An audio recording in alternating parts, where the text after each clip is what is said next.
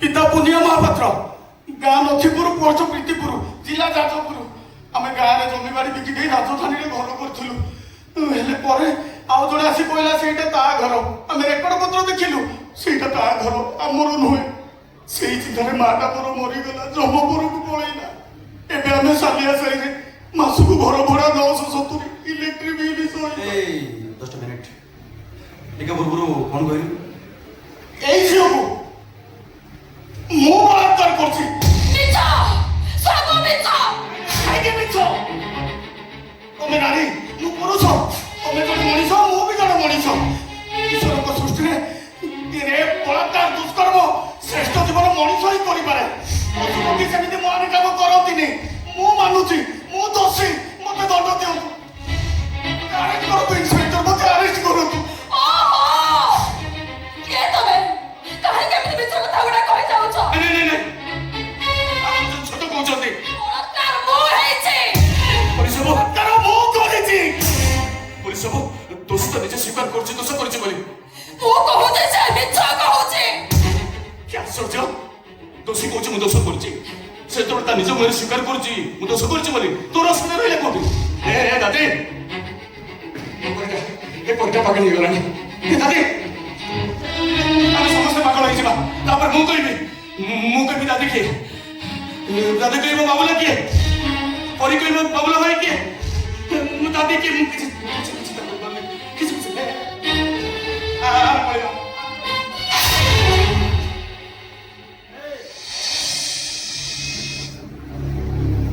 ଯିବା ପୂର୍ବରୁ କହିଦେଇ ଯାଉଛି ପୋଲିସ ବାବୁ ଏ ଲୋକଟା ମିଛ କହୁଛି ଏ ନିଶ୍ଚୟ ସେ ଆଇନ ମନ୍ତ୍ରୀ ଠାରୁ ଟଙ୍କା ନେଇ ଅଭିନୟ କରୁଛି ଅପରାଧ ନାଁଟା ମତେ କୁହ ଆଇନ ମନ୍ତ୍ରୀ ବୈଶାଖୀ ପଟ୍ଟନାୟକଙ୍କ ଭାଇ ଲକ୍ଷ୍ମୀ ପଟ୍ଟନାୟକ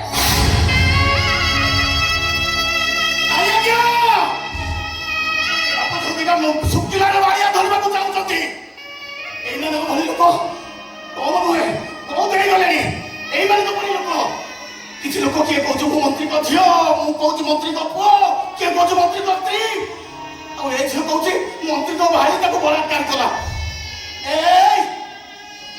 ସବୁ କେବଳ ମାଣିଆ ପାଇବା ପାଇଁ ଏମିତି ମିଛ ପ୍ରଚାର କରି ମନ୍ତ୍ରୀଙ୍କ ଠାରୁ ମାଣିଆ ଝଡ଼େଇବା ଏମାନଙ୍କର ଲକ୍ଷ୍ୟ ମୁଁ ତତେ ବଳାତ୍କାର କରୁଛି ବୋଲି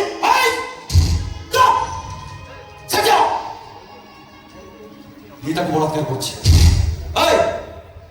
तो बाबा जब भीतर जाके फेर ले चलो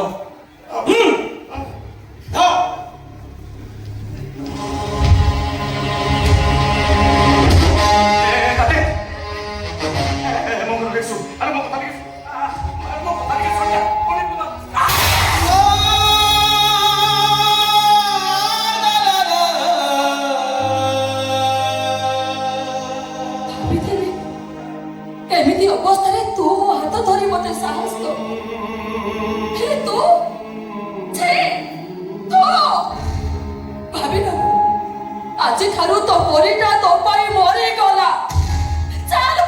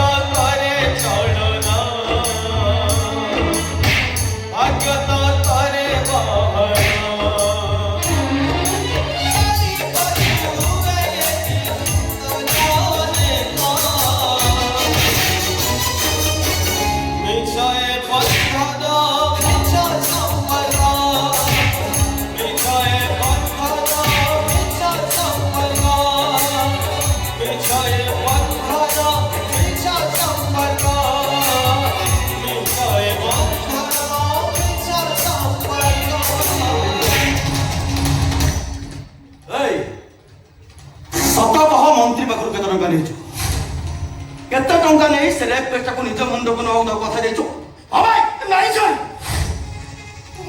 ଚିଠି କି ଜାଣିନି। ସତ କହ କେତେ ଟଙ୍କା ନେଇଛୁ? ସତ କହ କେତେ ନେଇଛୁ?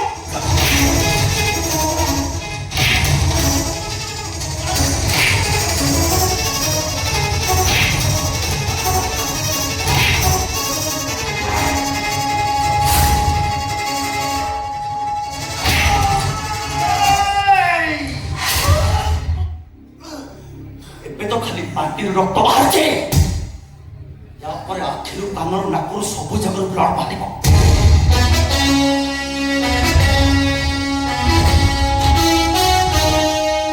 ଆଉ ତାପରେ ଏମିତି ଜାଗାରୁ ବ୍ଲଡ ବାହାରିବ ଯେ ସିଧା ଯାଇ ବାଥରୁମ ଭିତରେ ଦେଖିବ। ସତ କହ ମନ୍ତ୍ରୀ ପାଖରୁ କେତେ ଟଙ୍କା ନେଇଛୁ? ଏ ସତ କହୁଛ?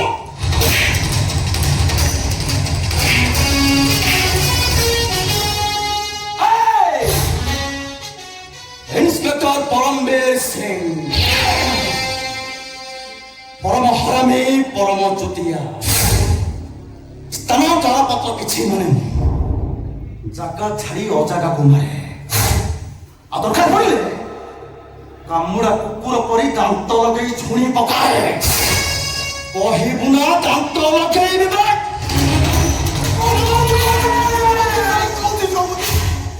ମୋ ବାପାଙ୍କ ପାଇଁ, ମୋ ବାପାଙ୍କୁ ବଞ୍ଚେଇବା ପାଇଁ ସାର୍, ତାଙ୍କ ମୁହଁରେ ଟିକେ ହସ ଦେଖିବା ପାଇଁ। ଯା ଶଳା, ପଳେଇ ଯୁଗରେ ଏମିତି ପିଲା ଅଛନ୍ତି? ବାପା ପାଇଁ ଏତେ ବଡ଼ ଦେଖ, ନହେଲେ ମୋ ବାପା ମରିଯିବେ ସାର୍। ପୁଣି ମିଛ କଣ? ନାଇଁ ସାର୍, ଶଳା ମାଗରେ କାମ କରୁଛୁ ବେ?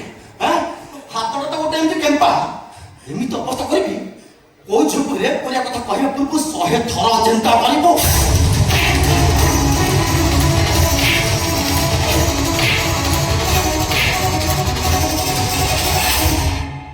ପୋଲିସ ବାବୁ, ତମେ ମଣିଷ ନା ପଶୁ? ପଙ୍ଗୁ ପିଲାକୁ ମାଡ଼ ମାରିବାକୁ ତମ ହାତ ଯାଉଛି କେମିତି? ତମ ପାଖରେ କଣ ମଣିଷ ମୁଣ୍ଡିଆ ବୋଲି କିଛି ନାହିଁ? ବାପା ତମ ଏଠିକି ଆସିଲ କେମିତି? କାହିଁକି ଆସିଲ ଏଠିକି? ଆରେ ସେ କଥା ପରେ ମତେ ଆକୁ କହ, ତୁ କି ଭୁଲ କରୁଛୁ? କାହିଁକି ଥାନାକୁ ଆସୁଛୁ? ଏ ପୋଲିସ ବାବୁ ତତେ କାହିଁକି ବାଡ଼ଉଛନ୍ତି? ତମେ ଏଠୁ ଚାଲିଯାଅ ବାପା, ତମେ ଏଠୁ ଚାଲିଯାଅ। ନାଇଁ, ତତେ ନ ନେଇ ମୁଁ ଏଠି ପାଦ କିଏ ବିଛିବିନି। କହ ନା, କହ ତୁ କି ଭୁଲ କରୁଛୁ? କଣ ତୋର ଅପରାଧ?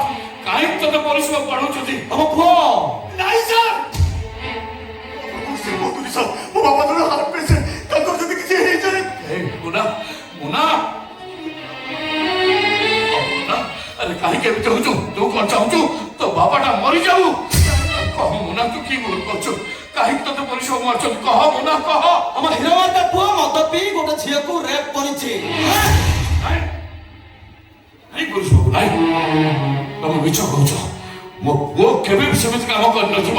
ଏ ମୁନା, କହିଦେ ମୁନା, ପୋଲିସ ବାବୁ ଯାହା କହୁଛନ୍ତି ସବୁ ମିଛ କହୁଛନ୍ତି। ନାଇଁ, ଏ ସବୁ ସତ।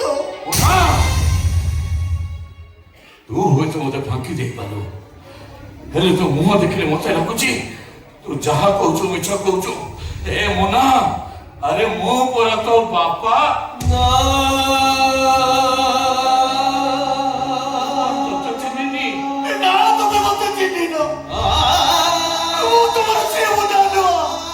ମୁଁ ଗୋଟେ ଅପରାଧୀ। ଆରେ ତୋଗଳି ପାଇଁ କହ କଣ କରିଛୁ କହ? କଣ ପାଇଁ ପରିକି ରେପ୍ କରିଛୁ କହିବୁ ନା? ତୋତେ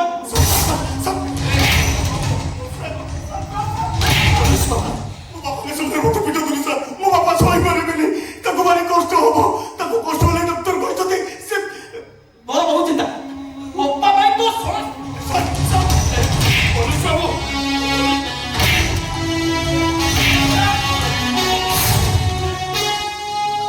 କାଟିଲେନି, ମତେ ଜମା କାଟିନି। ତମେ କାହିଁକି ପିଟୁଛ? ମତେ ତ ଜମା କାଟିନି। କୁକୁର ଭଲ କାଟୁନି, ମୁଁ ଧୀରେ ବାଡ଼ୁଛି, କାଟୁନି ତୋତେ। ଶଳା